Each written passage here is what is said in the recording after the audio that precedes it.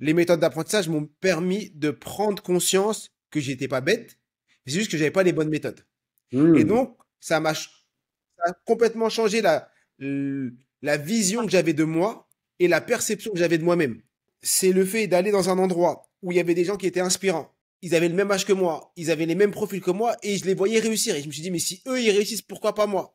Le fait aussi de les côtoyer régulièrement, parce qu'on dit souvent, on est la moyenne des 5 personnes avec qui on reste. Bah, le fait de rester avec eux, ça m'a donné de l'espoir et ça m'a permis de me dire, ah oui, mais Mohamed, toi aussi, tu peux réussir. Pour avoir ce que tu n'as jamais eu, il faut faire ce que tu n'as jamais fait. C'est un peu la variable de ce que Albert Einstein disait. La folie, c'est de faire toujours la même chose et d'espérer un résultat différent. Effectivement, si tu veux avoir des choses différentes, eh ben, il va falloir faire des choses que tu fais pas habituellement. Et donc, si tous les jours, j'ai la même routine, je me réveille à 7 heures, je prends mon petit déj au même endroit, le même petit déjeuner, je vais au travail, je vais voir les mêmes collègues. Ensuite, je prends le même ligne de métro. Ben, forcément, à la fin, tu auras le même résultat que la veille.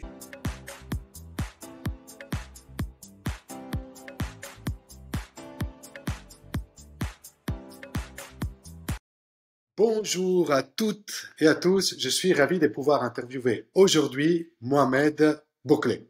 Mohamed est vice-champion du monde de lecture rapide. Il a été vice-champion du monde en 2021 et triple champion de France sur le mind mapping. Donc maintenant, Mohamed est également conférencier, formateur et auteur. Il est désormais une référence dans les domaines des techniques d'apprentissage et il a formé plus de 10 000 personnes avec son école Connaissances illimitées. Alors, Mohamed est l'auteur du livre Connaissances illimitées. Donc, dans ce livre, Mohamed nous invite à dépasser nos croyances limitantes concernant nos habilités et nos capacités d'apprentissage. Il nous invite, en un mot, à devenir illimités. Donc, grâce aux informations et aux méthodes qu'il partage dans ce livre, Mohamed nous aide à identifier nos intelligences dominantes et à les utiliser, à multiplier notre vitesse de lecture et notre capacité de mémorisation et à augmenter nos connaissances pour un plus grand épanouissement professionnel et personnel. J'ai réalisé une synthèse animée du livre de Mohamed que vous trouverez sur ma chaîne, je viens de le publier. Et je suis certain que voilà, dans les 45 minutes qui vont venir, on va échanger avec Mohamed. J'ai le plaisir de l'accueillir pour un interview en exclusif pour la communauté Mind Parachutes. Donc je suis certain que tout ce qu'il va partager va vous apporter beaucoup de clés, beaucoup de bonheur. Donc bonjour Mohamed. Merci beaucoup d'avoir accepté mon invitation pour Bonjour, cette interview. bonjour Mathéo, et merci de m'avoir invité aujourd'hui pour parler et échanger sur mon livre Connaissance illimitée. Super, merci beaucoup. Alors, effectivement, dans ton livre, que je montre encore une fois, si jamais les gens n'ont pas encore bien vu, tu racontes qu'à l'école, tu n'étais pas forcément le premier de la classe ou un élève exceptionnel, et que même l'école t'a enlevé les plaisirs d'apprendre. Est-ce que tu peux nous raconter comment le fait d'avoir commencé plus tard la lecture rapide t'a permis de retrouver ces plaisirs d'apprendre et de t'améliorer? Effectivement, moi, quand j'étais beaucoup plus jeune, j'avais donc des grosses difficultés scolaires. Et plus tu as des difficultés scolaires, plus tu te mets cette étiquette de je suis nul, j'y arriverai pas, donc tu restes dans ton coin, t'as pas envie forcément de faire d'efforts. Et il y a une chose et aujourd'hui j'appelle beaucoup de parents à faire très attention à ça, c'est qu'ils mettent des étiquettes sur leurs enfants. Toi, tu es comme ça. Et à force, l'enfant accepte cette étiquette et vit avec cette étiquette. Donc moi, j'avais cette étiquette du cancre, de la personne pas intelligente. Et donc j'ai gardé cette étiquette pendant très longtemps, jusqu'à au jour où j'ai découvert les méthodes d'apprentissage. Et lorsque j'ai découvert les méthodes d'apprentissage, et comme tu l'as bien fait en introduction, tu parlais des intelligences multiples et autres, ce qui s'est passé, c'est que les méthodes d'apprentissage m'ont permis de prendre conscience que j'étais pas bête, c'est juste que j'avais pas les bonnes méthodes. Et Hmm, donc, ça a complètement changé la vision que j'avais de moi et la perception que j'avais de moi-même. Et c'est ça qui a fait que j'ai voulu découvrir encore plus ces méthodes pour ensuite les appliquer. Après, effectivement, il y a les méthodes de lecture rapide et autres, mais c'est cette envie de me dire, ah non, c'est pas toi le problème, tu as des solutions qui existent, de les prendre, de les utiliser et de les appliquer dans mon quotidien de tous les jours. ok. Et, qu'est-ce qui a fait justement que c'est grâce à ces à ces techniques d'apprentissage t'as fait ces déclics? Est-ce que c'est parce que c'était les sujets que tu lisais? Est-ce que c'est parce que tu t'es rendu compte toi-même que tu arrivais à apprendre différemment?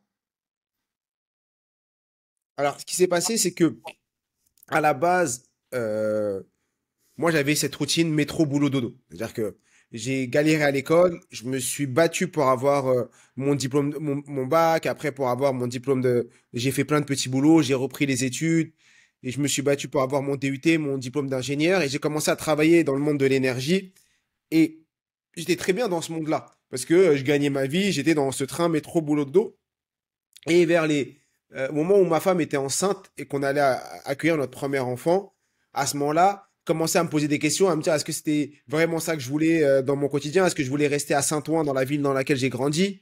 Et on a décidé après de partir, de venir à Montpellier. Et en arrivant à Montpellier, ah, en fait, tu repars d'une feuille blanche. Et en repartant d'une feuille blanche, je me suis dit qu'il fallait aussi que je change un peu mes habitudes. Et donc, j'ai commencé à m'intéresser doucement à tout ce qui était en lien avec le développement de soi-même. À commencer à lire certains livres, ou du moins certains livres. Non. À vouloir lire, parce que je lisais pas et j'arrivais pas à lire. Et donc, une personne m'avait offert le livre euh, Père riche, Père pauvre. Non, il m'avait offert le livre Réfléchissez et devenez Devenir riche riche. de Napoléon Hill. Ouais, exactement. Il m'avait offert ce livre, j'avais commencé à le lire un tout petit peu, j'arrivais pas, parce que je retenais rien, j'arrivais pas à finir le livre. Et là, ma femme tombe sur un atelier de lecture rapide, elle me dit que ce serait bien d'y aller. Elle voit que c'est un truc qui peut m'intéresser, j'accepte, j'y vais. Et c'est, pour répondre à ta question, c'est le fait d'aller dans un endroit où il y avait des gens qui étaient inspirants, que les personnes que j'ai vues, ils avaient le même âge que moi, ils avaient les mêmes profils que moi, et je les voyais réussir. Et je me suis dit, mais si eux, ils réussissent, pourquoi pas moi? Le fait aussi de les côtoyer régulièrement, parce qu'on dit souvent, on est la moyenne des 5 personnes avec qui on reste, bah, le fait de rester avec eux, ça m'a donné de l'espoir, et ça m'a permis de me dire, ah oui, mais Mohamed, toi aussi, tu peux réussir. Et c'est tout ça qui a créé ce déclic, et qui a créé cette envie de me former, d'apprendre, de commencer à lire. Et c'est comme ça que en faisant ça et en étant dans cette dynamique, ça m'a permis de rentrer plus dans les méthodes d'apprentissage. Et en Hmm. rentrant plus dans les méthodes d'apprentissage, j'ai vu que j'avais des résultats au travail. Mais tout de suite, pas 6 mois après, pas un an après. Directement, je commençais à être plus productif au travail, à mieux retenir, à mieux capter les informations. Et tout ça m'a poussé à approfondir plus ces méthodes. Ouais. Ça, tu me fais penser à quelque chose de vraiment super intéressant parce que effectivement, là, il n'y a pas plus entre guillemets individuel que l'apprentissage, au sens où à un moment donné, surtout si on lit, etc., on est nous avec notre livre ou avec notre cours, notre tête, notre cerveau. Et pourtant, dans une activité aussi individuelle que ça, finalement, l'entourage que l'on a autour compte pour beaucoup. Je trouve ça super intéressant. Bien sûr. Et du coup, Et pour toi, c'était un peu l'occasion de ces changements de vie, ces changements de lieu de vie qui t'a ouvert potentiellement, je dirais, comme tu as dit, hein, tu t'es retrouvé avec une page blanche. Et est-ce que le fait de chercher ces nouveaux cercles de personnes, est-ce que tu l'as fait consciemment? Est-ce que ça arrivé un peu par hasard? Comment ça s'est passé?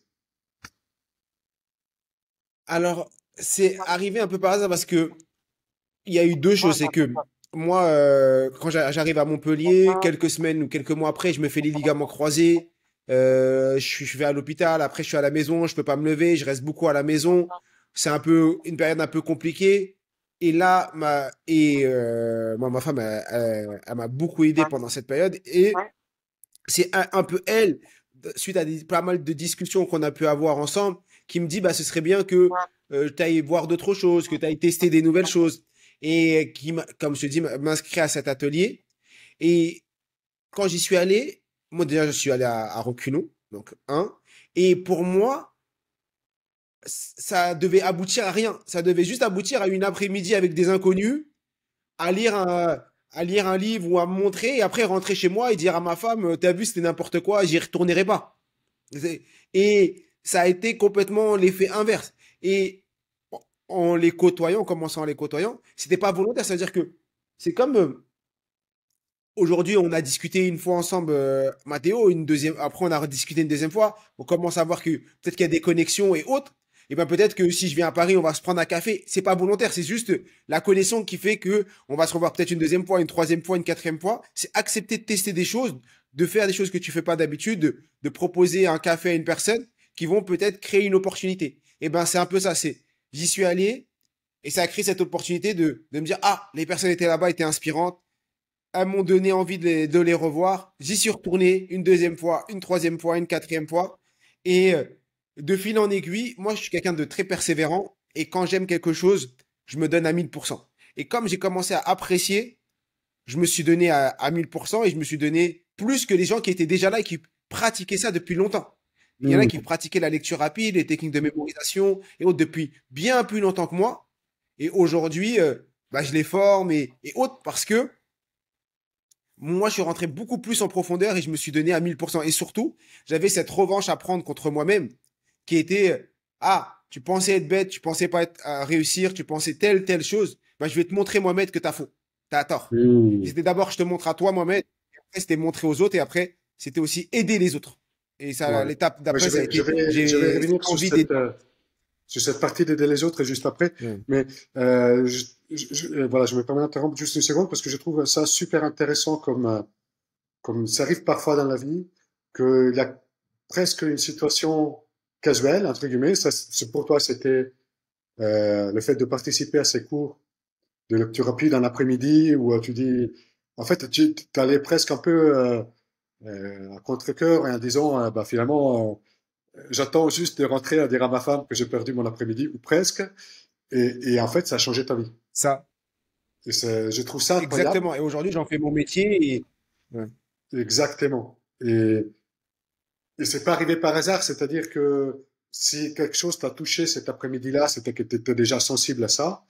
Euh, mais en tout cas, c'est le fait que tu es C'est sûr. sorti un peu de ta zone de confort et que tu as fait pour une fois quelque chose que tu n'avais pas jamais eu l'occasion de faire, qui t'a donné ce déclic, qui t'a ouvert ces Ouais, il y a une portes. phrase, C'est super.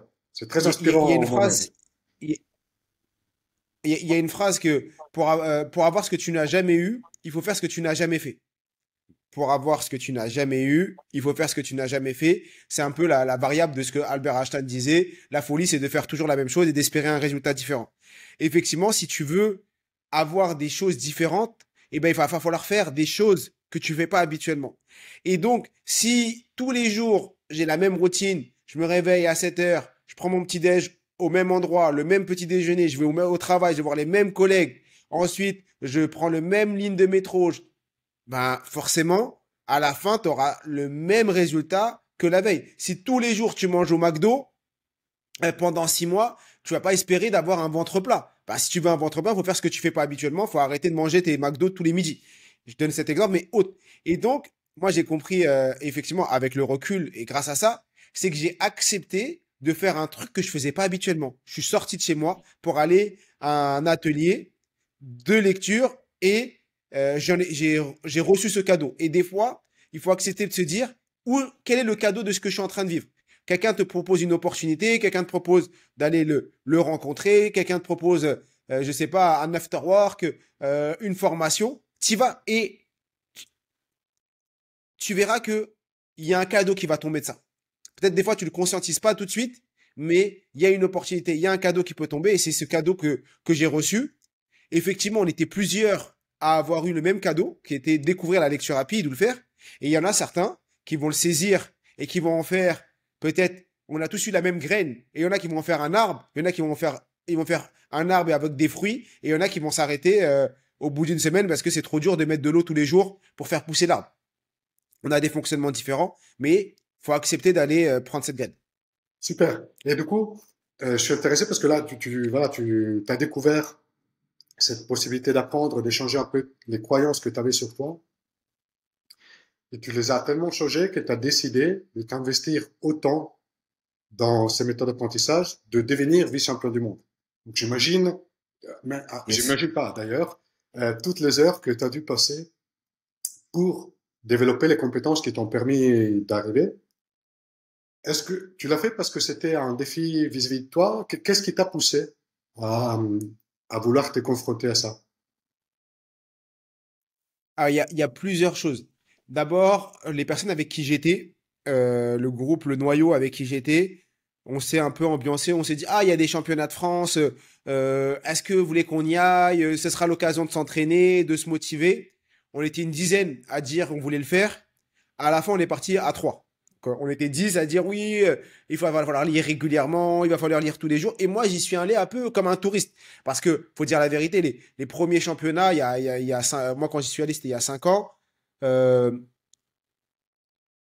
tout le monde peut s'inscrire. Il y a pas de départemental, national. Tu sais, c'est pas comme les championnats de France d'une grande ligue.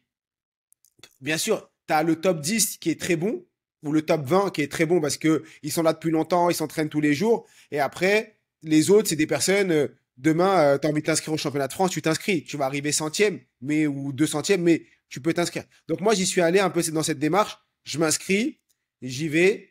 Ça va me pousser à lire régulièrement parce que quand tu t'inscris à ce type d'événement, tu as un objectif.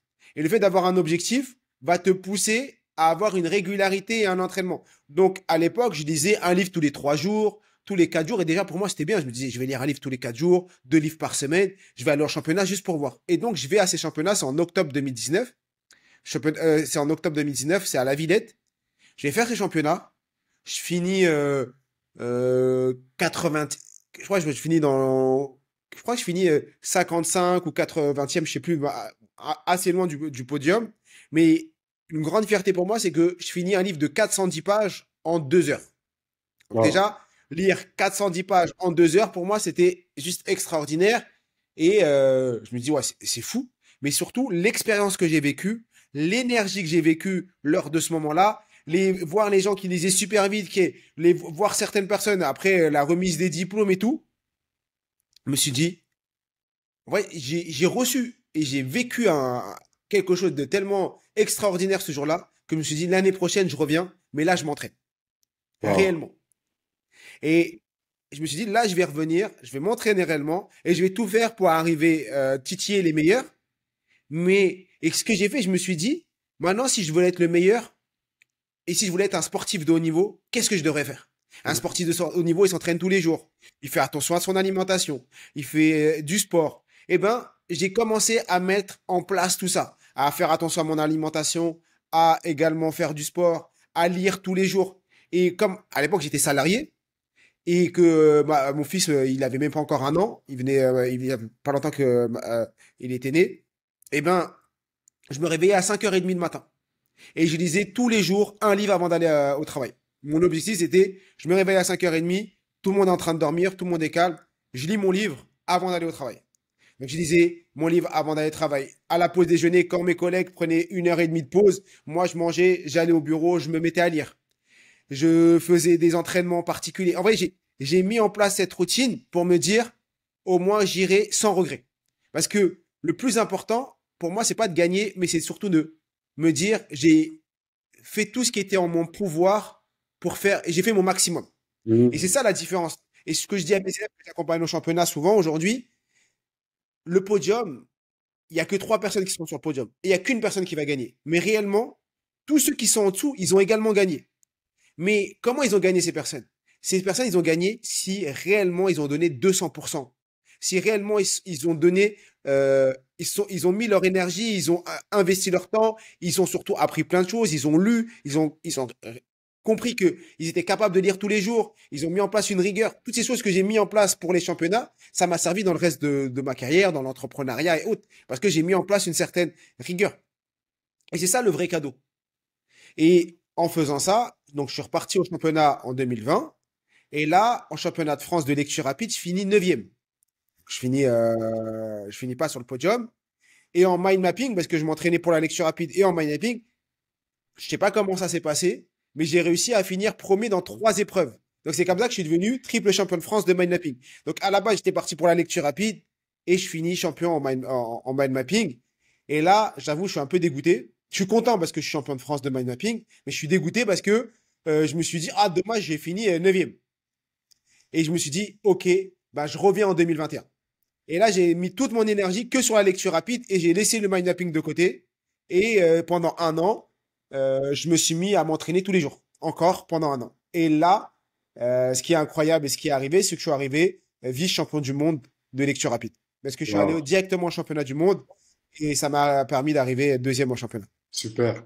Bravo. Voilà. Bravo, Mohamed, c'est vraiment inspirant à la fois. Et comme tu dis, c'est pas tellement le résultat final qui est un peu la conséquence de toutes les actions que tu as mis en place, mais c'est vraiment la personne que tu as dû devenir. Comme on dit souvent, ce qui est intéressant dans un objectif, c'est la personne que tu dois devenir pour l'atteindre. Et c'est un peu ça. Et je faisais un peu le parallèle. Alors, euh, personnellement, j'ai eu une expérience un peu différente que la tienne, mais moi, c'était l'envie de trouver une certaine régularité sur YouTube quand j'ai lancé ma chaîne il y a 7 ans, qui m'a, entre guillemets, obligé à lire régulièrement, à créer du temps dans ma semaine pour la réalisation des vidéos, etc. Euh, et en fait, d'une certaine manière, je me suis donné, comme toi, tu l'as décrit, je me suis retrouvé dans ça, c'est pour ça que je vais répondre comme ça. Je me suis moi-même mis des contraintes pour m'obliger à faire des choses que j'avais envie de faire, qui étaient de lire et d'apprendre. Et avec le temps, Je suis totalement d'accord avec toi. et avec le temps, sans forcément l'avoir anticipé au départ, ça, quelque chose qui était commencé un peu comme ça, sans trop savoir où j'allais, c'est devenu finalement ma profession, un peu comme toi, qui aujourd'hui, cette maîtrise des méthodes d'apprentissage, des thérapies, de mémorisation, etc., sont finalement devenus ton métier, où non seulement tu t'épanouis, mais tu réussis sûrement beaucoup mieux que quand tu étais salarié. Donc, si tu es d'accord, j'aimerais bien faire ces passages-là et te demander qu'est-ce qui a fait qu'à un moment donné, tu t'es dit, bon, ok, maintenant moi, j'ai appris beaucoup de choses, je lis mon livre tous les jours, etc. Là, maintenant, j'ai envie de transmettre ça. Qu'est-ce qui a fait que qui t'a fait ces passages?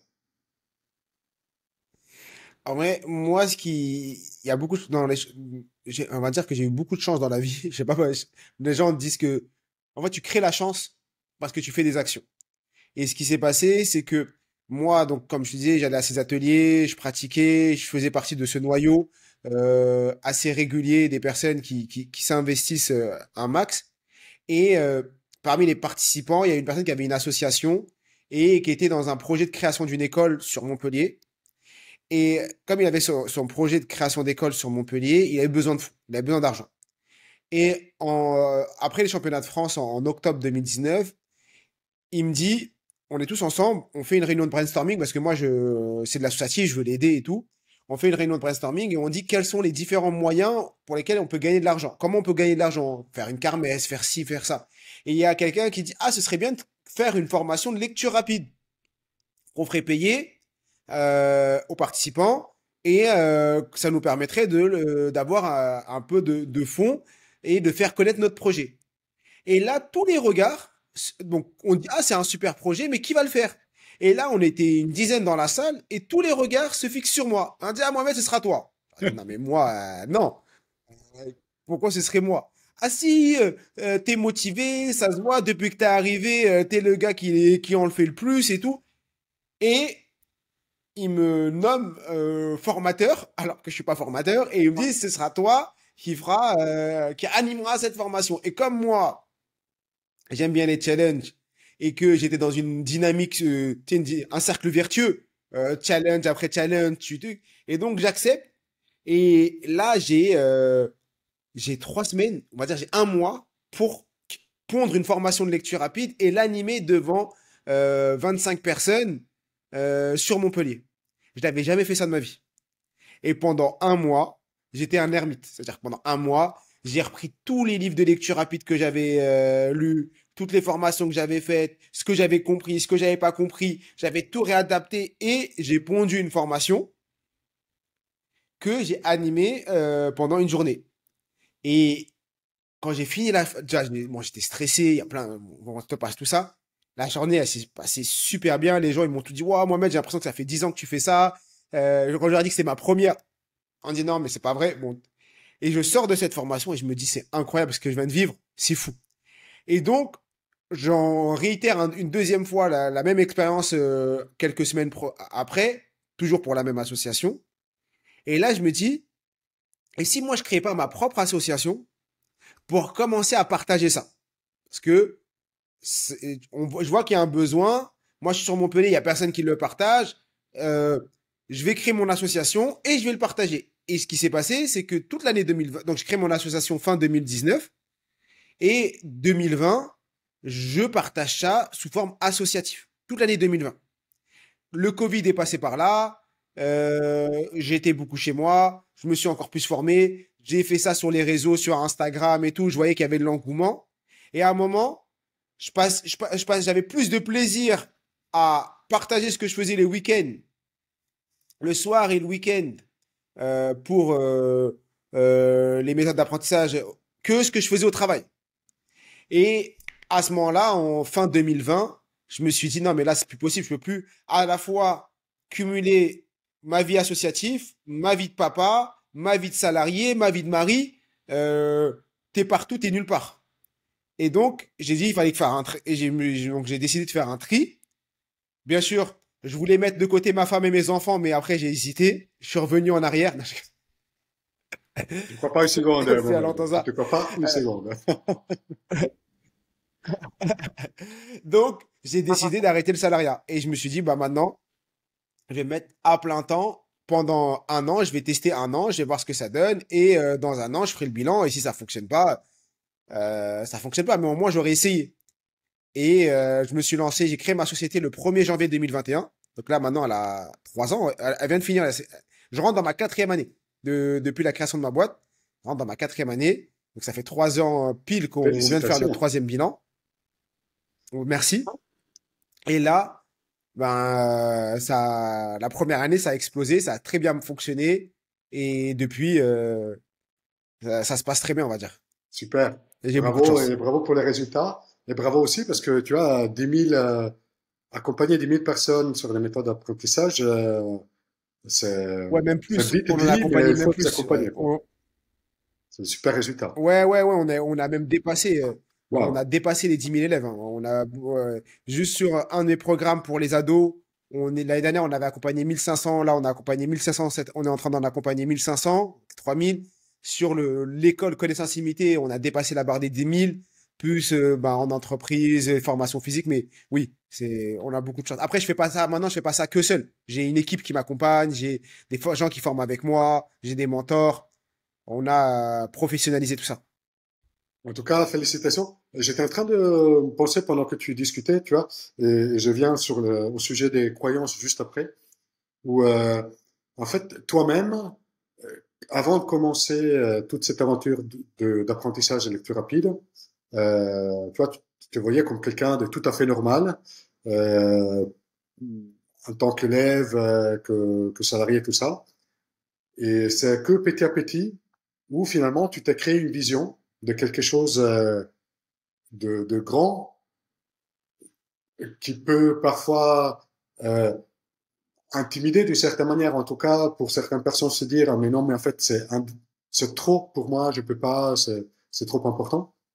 Mais tu l'as construit petit à petit, tu as vu que c'était possible pour toi et je trouve ça vraiment, je veux dire, tu es un super exemple de ça, de quelqu'un qui sans se considérer quelqu'un d'extraordinaire arrive à faire des choses vraiment très très belles, euh, un pas après l'autre, et, tu vois, tu es devenu quelqu'un d'exceptionnel grâce au travail que tu as fait. Alors, déjà, merci pour ces compliments et merci pour ce que tu viens de dire. Après, tu ne vois en moi que ce que tu portes en toi. Donc, je pense que si tu vois ça en moi, je pense que tu le portes également en toi et que tu es quelqu'un également d'extraordinaire. Après, à mon niveau, moi, j'estime que j'ai rien fait de grand. Ça veut dire quand je dis que j'ai rien fait de grand, c'est que j'ai juste accepté d'essayer. Et j'ai accepté de ne pas écouter cette voix intérieure qui disait c'est pas fait pour toi, c'est pas possible. Exemple, je vais faire l'Olympia en 2024. En septembre, le 7 septembre 2024, je fais l'Olympia. Quand Wow. j'ai dit aux gens je vais faire l'Olympia, ils m'ont dit je sais pas, je te l'avais jamais dit, je Ouais, crois, je sais pas. tu m'avais dit. Donc ouais, ouais. Mais en Donc je tout vais cas, faire ça m'impressionne. l'Olympia. À chaque fois, Et, je reste sur ma chaise. Et quand j'ai dit aux gens autour de moi, je vais faire l'Olympia, ils m'ont dit non, c'est pas possible. L'Olympia, c'est des artistes. c'est des chanteurs, c'est des musiciens, c'est des comédiens. C'est pas Mohamed Bouclé du 9-3 qui va faire l'Olympia. C'est pas possible. Ça matche pas. Il y a dissonance cognitive. Il y a le cerveau, il fait il y a bug dans le cerveau. Il me dit, mais pourquoi moi, ou je pourrais pas le faire? Et j'avais cette vision de je vais le faire. Et donc, j'ai tout fait. Je sais. En vrai, j'ai une phrase maintenant que je dis, je sais pas comment je vais le faire, mais je vais le faire. Hmm. C'est ça, ouais. Je sais pas comment je vais le faire, mais je vais le faire. Et quand tu sais pas comment tu vas le faire, mais tu sais que tu vas le faire, eh ben, tu te mets dans l'action, tu te mets dans le mouvement, et après, tu trouves les solutions. Hmm. Et c'est ce que j'ai vécu. C'est-à-dire qu'au début, on a tapé à une porte, on a écrit des mails une fois, deux fois, trois fois, 10 fois. On les a harcelés jusqu'à qu'ils acceptent. Bien sûr, je fais l'Olympia parce que j'ai les fonds pour louer cette salle. Maintenant, si j'avais pas les fonds, j'aurais pu dire, j'aurais pu trouver des sponsors, des personnes qui investissent pour l'événement. Tu sais, tu trouves des solutions. Ouais. Et donc, je vais le faire. Quand j'ai voulu faire, quand j'ai fait l'ascension du Mont Blanc, c'était la même chose. Non, mais pourquoi tu vas faire l'ascension du Mont Blanc? Si j'ai envie de le faire, j'ai pas fait de sport, je vais faire du sport. Je vais prendre un coach, je vais m'entraîner tous les matins. Je vais le faire. Et c'est cet état d'esprit. Et c'est ça. Et je pousse les gens à avoir cet état d'esprit parce que c'est une phrase. Si tu prends mon livre, la première citation, le livre commence par ça. Tu ouvres le livre, la première page, il y a écrit la peur a tué plus de rêves que l'échec ne l'a jamais fait. La peur, on le voit, la peur a tué plus de rêves que l'échec ne l'a jamais fait. Eh bien, cette phrase, c'est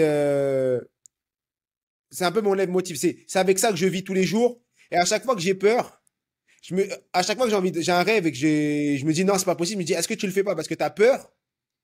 Ou est-ce que, si c'est parce que tu as la peur, essaye. Et peut-être que tu vas échouer, même si j'estime que c'est pas un échec. Et où tu vas réussir. L'Olympia, ça aurait été ça, c'est peut-être tu vas échouer, donc tu vas pas le faire. Mais au moins, je pourrais me dire sans regret, j'ai essayé, j'ai tapé dans toutes les portes, j'ai essayé partout et ça s'est pas fait. Là, bah, ça a réussi, ça va se faire. Hmm. Il y a plein de tests, il y a plein de choses que j'ai envie de faire que j'ai pas réussi. Mais j'ai fait quoi? J'ai tapé dans toutes les portes, j'ai essayé, j'ai vu les contacts que j'avais, j'ai écrit. euh, et ça s'est fait. Je voulais faire un TEDx, j'ai cherché partout pour trouver et je l'ai fait. Mais c'est ça qu'il faut avoir. Peut-être que j'aurais pas réussi, mais j'ai réussi parce que je suis allé au bout. Et si je réussis pas, ça fait rien. Mais moi, je me suis donné les moyens Hmm. de me dire que j'ai essayé. Ouais. Je trouve ça super intéressant d'ailleurs. Je préfère C'est le vivre sujet avec que des je voulais. reports qu'avec des regrets. Ouais. J'ai trouvé que c'était le sujet que je voulais adresser avec toi. C'est effectivement, à un moment donné, de changer un peu de définition de ce que ça veut dire réussir ou échouer quelque chose. C'est qu'à un moment donné, euh, tu dis, peu importe quel va être le résultat final de mes actions, si au passage j'ai appris des choses, déjà ça vaut la peine de le faire. Et même si cette fois-ci c'était l'Olympia, mais j'imagine sur l'ensemble de tes projets, si finalement ça réussit, si il réussit pas comme je veux, ça ne définit pas qui je suis et mes capacités. Et donc, ça permet de prendre Il y a, facilement le risque. c'est la différence entre le avoir et le être. Parce que les gens pensent qu'ils sont. Je suis bête. Je suis un tel. Le être, c'est ma personne. Et ce que j'ai, c'est le avoir. C'est deux choses. Non, c'est pas je suis bête, c'est que j'ai pas encore les capacités pour le avoir et le être, c'est deux choses différentes. Et aujourd'hui, quand quelqu'un tu parles, tu lui dis qui tu es, il va se définir par son travail. Je suis formateur. Non, formateur, c'est ton métier. C'est pas qui tu es. C'est une action de ce que tu fais. Et aujourd'hui, nous, on se définit, on n'a pas cette distinction entre le être et le avoir. Donc ça, c'est une chose. Et effectivement, quand une personne a réussi pas quelque chose, elle pense que c'est sa personne, qu'elle est faite comme ça et que à jamais elle sera comme ça. Moi, j'aime bien dire que le Mathéo de 10 ans, c'est pas le Mathéo de 15 ans, c'est pas le Mathéo de 20 ans, c'est pas le Mathéo de 30 ans. Et c'est ni le Mathéo qui aura 60 ans. Et la vérité de Mathéo quand il avait 15 ans, c'est pas la vérité de Mathéo quand il avait 30 ans. Exemple, quand j'avais 10 ans, quand j'avais 5 ans, j'arrivais pas à ouvrir une bouteille en verre, ou j'arrivais pas à ouvrir une bouteille parce que j'avais pas assez de force. Et si moi, dans ma tête, je me dis, à 5 ans, je garde cette croyance de Mohamed qui arrive pas à ouvrir la bouteille. Est-ce qu'à 30 ans, Je vais faire quoi à chaque fois qu'on me montrait une bouteille? Je dis non, j'essaie pas de l'ouvrir. Non, mais quand j'avais 5 ans, j'y arrivais pas. Donc, à 30 ans, t'essayes plus d'ouvrir la bouteille. Non. À 30 ans, ton corps s'est développé, tu as la force pour que n'importe quelle bouteille, t'arrives à l'ouvrir. On est d'accord? T'es d'accord avec ça? Eh ben, Bien sûr. mentalement, c'est la même chose.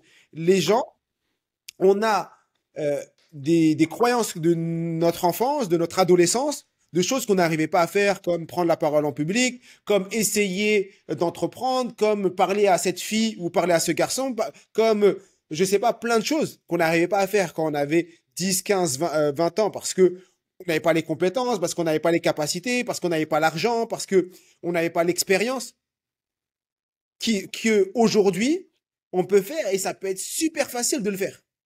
Mais on n'essaye même pas de le refaire parce qu'on garde l'image de nous qui avions 10, 15, 20 ans. Mm. Et Avec c'est cet la même chose de exemple-là, cette image de moi. Pourquoi je dis cette image? avec cet exemple-là, tu me fais Ouais, penser je dis à pourquoi je dis cette. l'histoire, excuse-moi, du, Vas-y. de l'éléphant de cirque. Alors, heureusement, Mhm. aujourd'hui, on n'en a plus beaucoup. Mais à l'époque, en fait, pour éviter qu'un éléphant qui a une dimension où on n'arrive pas à les gérer du tout, se rebelle contre les autres personnes du cirque, c'était de l'attacher avec une petite corde tant qu'il était petit. Et en fait, à force de croître, au bout d'un moment, il est tellement grand qu'il pourrait sans aucune difficulté rompre la corde qui le garde fixé. Mais comme c'est ce qu'il a toujours vécu, ce qu'il a appris ça quand il était petit, au bout d'un moment, il essaie même plus de se libérer. C'est un peu ça que tu me fais penser. Ah, c'est exactement ça. C'est ce qu'on appelle l'impuissance apprise. Ça, c'est Martin Seligman qui a mis en avant ce principe qu'on appelle l'impuissance apprise. Et moi, j'appelle ça le virus qu'on nous met quand on est enfant ou l'expérience qu'on peut vivre une fois qui fait que ça crée un ancrage mental et avec lequel on grandit. Et on pense que la vérité d'un temps était la vérité d'aujourd'hui, ce qui est complètement faux. Super. Merci pour le partage. D'ailleurs, c'est beaucoup par cette partie-là sur les croyances que tu commences ton livre, avant de parler des techniques, de comment faire pour mieux apprendre. C'est vraiment de changer les croyances que l'on a sur soi, sur ses capacités, sur son intelligence, etc. Euh, par quoi est-ce que tu recommandes à quelqu'un de commencer pour arriver justement à changer ses propres croyances et se donner les moyens finalement d'apprendre davantage et découvrir ses talents, les déployer. Alors, moi, déjà, moi, il y a un truc que j'aime beaucoup, c'est la méthode des petits pas. C'est-à-dire la méthode des petits pas, c'est tous les jours un peu. Donc, quand j'ai commencé, qui je suis aujourd'hui, c'est pas le Mohamed qui était il y a 3 ans, 4 ans ou autre. C'est les étapes et étape par étape, étape par étape. Moi, c'est de apprendre, appliquer, partager. J'apprends quelque chose, je l'applique. Donc, une personne qui veut commencer, elle doit bien sûr apprendre. Et ce qu'elle apprend, elle doit l'appliquer tout de suite. Elle doit pas dire demain, après-demain, 6 mois, un an. J'apprends, j'applique, j'apprends, j'applique, j'apprends, j'applique. Quand tu apprends et tu appliques, déjà, ça c'est une chose, tu ne peux que progresser. Ensuite, être sur des objectifs de moyens. Ça veut dire quoi des objectifs de moyens et pas des objectifs de résultats? Une personne qui voudrait être bilingue en anglais, si sa focus c'est que être bilingue en anglais, elle va être déçue très rapidement parce que c'est pas en une semaine, c'est en plusieurs mois, plusieurs même années et autres. Et donc, elle va avoir des objectifs de moyens, ça va être tous les jours apprendre 5 mots, tous les jours apprendre 10 mots. Et c'est ça, c'est ces actions-là. Si tu veux tu as un objectif du ventre plat, si tous les jours tu te regardes dans le miroir, c'est pas ça qui va faire que tu vas avoir un ventre plat. C'est te dire que tous les jours, je fais une heure de sport, une demi-heure de sport. Et si tous les jours tu fais une demi-heure de sport, tu verras que dans 6 mois, tu verras les résultats. Et c'est parce que tu as fait tous les jours un peu. Donc c'est des méthodes des petits pas, faire tous les jours un peu et se concentrer sur des objectifs d'action et non de résultats. Les Super. objectifs d'action, c'est voilà mes actions. Tu veux te lancer dans l'entrepreneuriat et ton objectif, c'est de faire 2000 euros de chiffre d'affaires. Si à la fin du mois, tu n'as pas fait 2000 euros, tu vas être déçu. Hmm. Alors que non, toi, tu dois dire, OK, mon objectif, c'est de faire 2000 euros, mais comment je fais 2000 euros? Il faut que tous les jours, j'appelle au moins 5 prospects, que j'ai fait tant de publications Instagram, que j'ai fait ça, ça, ça. Et donc, tu es sur des objectifs d'action. Et les actions, pour moi, c'est comme si tu semais des graines. Et quand tu sèmes des graines, plus tu vas en semer, et après, tu vas travailler dessus pour améliorer ces graines. Parce que entre le premier appel et le centième appel, la qualité de ton appel n'est pas le même. Parce que nous, on est dans un mode actif. Ça veut dire quoi? Ça veut dire que t'es pas juste, tu reproduis, tu dis, j'ai fini, qu'est-ce que j'ai bien fait, qu'est-ce que j'aurais pu faire autrement? Tu améliores. Et à force, tu vas voir que l'arbre va pousser et tu vas en voir les fruits. Mais si tu refais toujours la même chose, forcément, tu auras, comme on a dit tout à l'heure, faire encore plus de ce qui ne fonctionne, faire encore plus de ce qui ne fonctionne pas, ne fonctionnera pas encore. Donc, tu peux dire, OK, aujourd'hui, je vais appeler 5 prospects, je vais écrire à 5 personnes sur Instagram, 5 personnes sur YouTube, 5 personnes sur Facebook. Tous les jours, je fais ça. Je vais faire du porte-à-porte dans les restaurants pour voir s'ils n'ont pas besoin d'un photographe. Je sais pas, chacun en fonction de son activité. Tous les jours, tu fais. Et tu verras que si tu es dans un mode j'analyse, j'améliore, forcément, tu vas en récolter Mhm. les fruits. Et comme ton focus est ça, c'est l'action et non le résultat, tu ne fais que progresser. Et ben Super moi, c'est ce que j'ai intéressant. fait pour les championnats. J'avais cet objectif, c'est de l'action. C'était, OK, le classement, c'est autre chose. Mon action, c'est de lire tous les jours un livre. Quoi qu'il se passe, je dois lire un livre. Et je dois en faire un résumé. Et c'était mon focus. Super. Et en fait, ce qui est intéressant, j'ai discuté justement de cette notion d'objectif finalement, de moyen où tu as vraiment la main dessus et tu ne dépends pas de décisions, d'actions d'autres personnes pour pouvoir avancer, ce qui te permet à la fois de te sentir en maîtrise, donc tu es plus confiant, tu es plus motivé, tu es plus engagé dans ce que tu fais.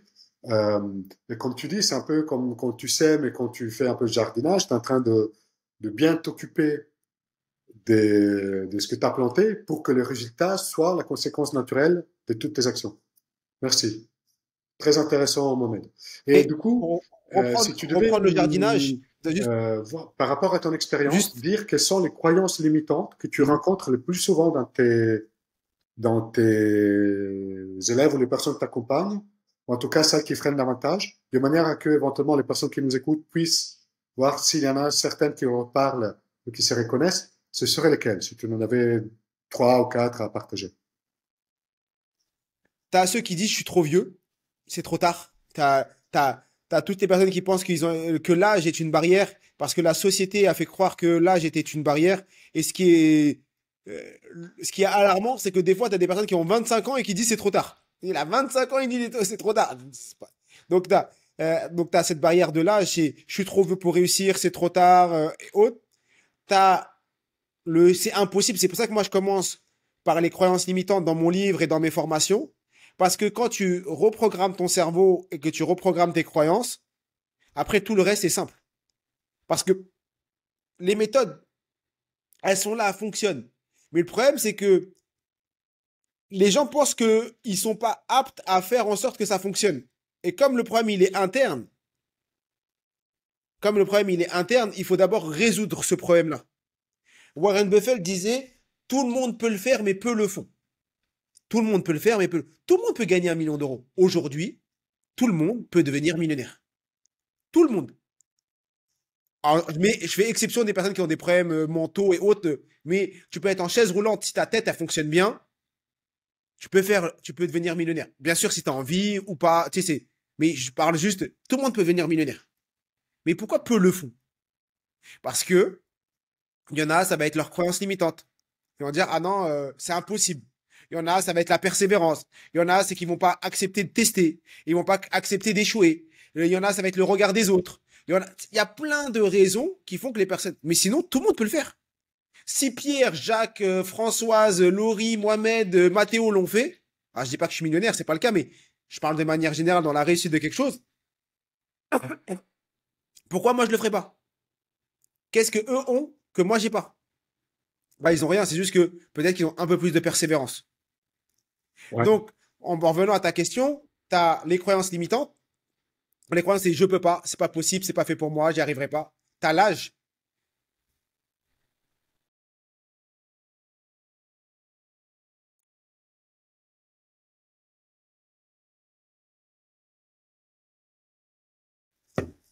Donc, deux, c'est l'âge. Excuse-moi, c'était j'ai tellement donné que bah, voilà.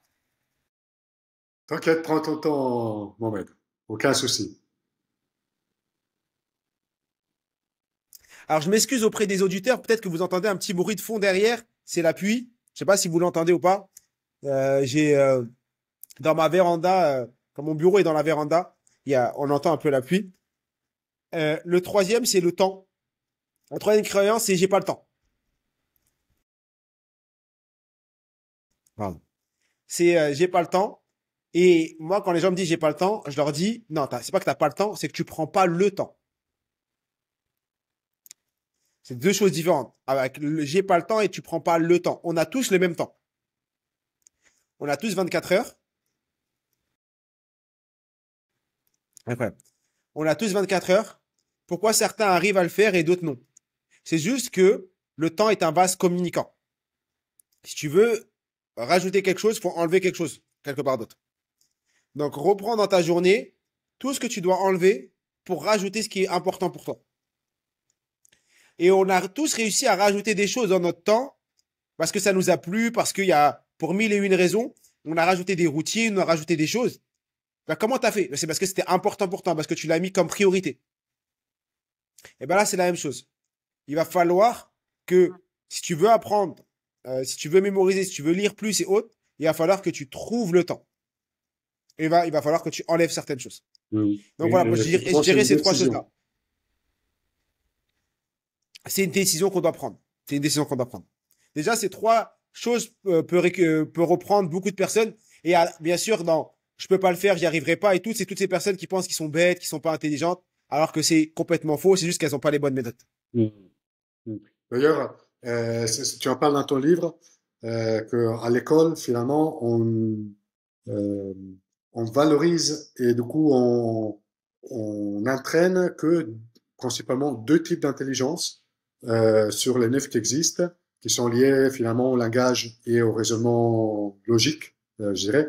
Mais en fait, il y en a bien sept autres que l'on peut avoir et que l'école, en fait, nous encourage pas forcément à explorer ou à développer. Et comme tu dis, peut-être effectivement que sur un certain type d'intelligence, c'est une intelligence qui est moins naturelle pour nous, mais de toute manière, on en a trois ou quatre sur lesquels on est bon, on se sent à l'aise et qu'on peut utiliser justement pour développer notre compétence et nos connaissances. Je sais exactement, il y a les 9 types d'intelligence qui ont été développés par Howard Gardner et je mets beaucoup en avant cette notion et moi, ça me parle beaucoup dans mon quotidien et dans comment moi je fonctionne. Et je pense que aujourd'hui, on devrait beaucoup plus mettre ça en avant de manière générale parce que le système éducatif met en avant deux types d'intelligence, logico-mathématique et verbo-linguistique. Et toutes les personnes qui n'ont pas ces deux types d'intelligence pensent être bêtes, pensent ne pas réussir, ne pas pouvoir réussir. C'est un peu comme si on était tous des ronds et on veut il y a des ronds, il y a des carrés, il y a des triangles, mais on veut que tout le monde devienne un triangle. Donc tout le monde devienne un carré. Et ben des fois, voilà, il y en a qui vont se battre pour rentrer dedans, il y en a qui vont pas réussir, ceux qui rentrent pas dedans, ils se disent bah je suis bizarre, je suis pas comme les autres, alors que on est tous différents. Et le système fait que pour moi, l'éducation, l'école, c'est comme une usine. On a dû standardiser. C'est des millions et des millions d'élèves tous les ans. C'est t'as presque 1 million d'élèves qui passent le bac, juste le bac. Donc si tu repars de la CP, c'est plusieurs millions d'élèves qui sont à l'école et tu es obligé de standardiser ça comme une usine. Mais le problème, c'est que on est tous différents, on est tous des individualités différentes. Et comme on rentre pas dans le moule, on pense ne pas être bon. Et il faut travailler dessus. C'est pour ça que j'ai fait tout un chapitre sur les intelligences multiples dans ce livre pour que les gens puissent les découvrir et voir comment ils fonctionnent. Super. Merci. Je suis désolé parce que je vois que le temps Merci à tourne. toi. J'aurais aimé te poser encore 1000 questions. Ouais, on a déjà presque. Ouais.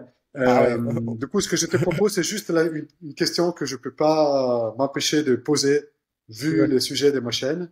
Si tu devais recommander trois livres à lire et qui pour toi sont vraiment des vraies références, des choses qui t'ont particulièrement marqué sur les milliers de livres que tu as dû lire jusqu'à présent, quels sont ces trois livres que tu recommandes aux personnes? Ah, le premier, c'est le mien. Excellent. Voilà. Forcément, je fais mon auto. Et là, non, on va pas prendre le mien, mais un des livres qui m'a le plus marqué, c'est L'âme du monde de Frédéric Lenoir. Hmm.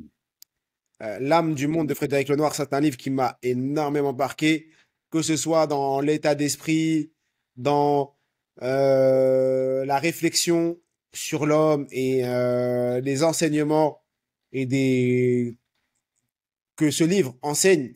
Donc franchement, celui-là, je le conseille vraiment. Donc l'âme du monde de Frédéric Lenoir. Sur les méthodes d'apprentissage, ce serait les livres de Tony Buzan. Donc Tony Buzan, c'est la personne qui a inventé le mind mapping.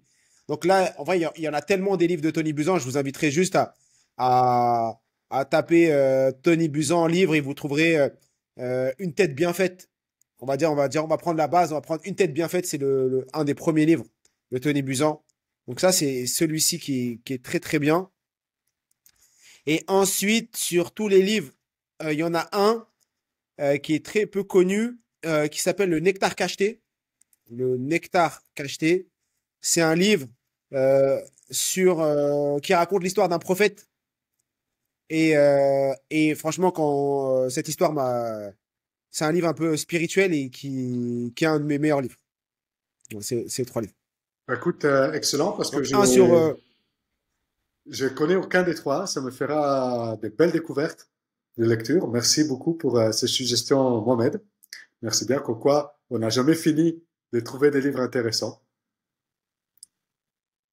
Et pour bah, terminer, merci à toi où pour est-ce que les l'invitation. personnes qui seraient intéressées à en savoir davantage sur toi peuvent te retrouver? Alors, ils peuvent tous me retrouver sur mon site internet mohamedbouclé.com. Donc, D'accord? mohamedbouclé.com. Et après, je suis également sur Instagram, YouTube, LinkedIn avec Mohamed Bouclé. On tape juste Mohamed Bouclé, on retrouve sur tous les réseaux. Un des réseaux où je suis le plus disponible pour répondre, c'est Instagram. Donc, c'est celui-ci où il y a le plus d'interactions avec moi. Vous allez sur Instagram, vous m'écrivez en message privé et ce sera un plaisir d'échanger avec vous et de voir si cet épisode vous a plu et quels sont les enseignements que vous avez appris de cet épisode. Super. Merci beaucoup, Mohamed. Je mettrai dans les commentaires, dans la description de la vidéo, l'ensemble des liens pour que les personnes puissent te retrouver plus facilement s'ils le souhaitent. En tout cas, moi, je te remercie vraiment énormément pour ta disponibilité et ta générosité. J'aurais fait doubler la durée de l'entretien par rapport à l'ensemble des questions que j'aurais aimé te poser. Il y aura peut-être d'autres occasions pour les prochains bouquins, tiens, Mohamed. On fera ça Bah, à nouveau. merci beaucoup. Merci beaucoup pour l'invitation merci beaucoup pour l'invitation et à très vite et prenez tous soin de vous et à vous de jouer, vous êtes illimité. Super, merci beaucoup. Et je remercie aussi les personnes qui nous ont suivis jusqu'au bout. Merci pour votre participation et votre attention. Je suis sûr que toute cette discussion autour des croyances, qui est un peu le sujet principal de la discussion, vous a touché, vous a appris des choses. Et il ne me reste qu'à vous dire à très vite pour de nouvelles idées. Ciao, ciao!